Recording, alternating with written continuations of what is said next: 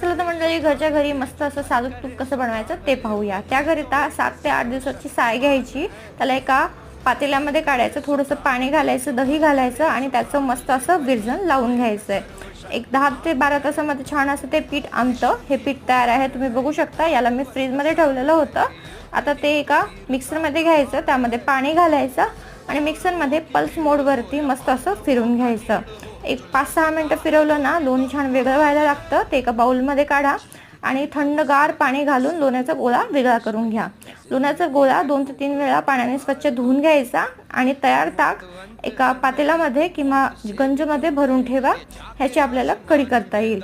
आता लोणी 2 वेळा मस्त धुवून घ्या, म्हणजे लोण्याला वास येत नाही आणि तूप छान चविष्ट होतं।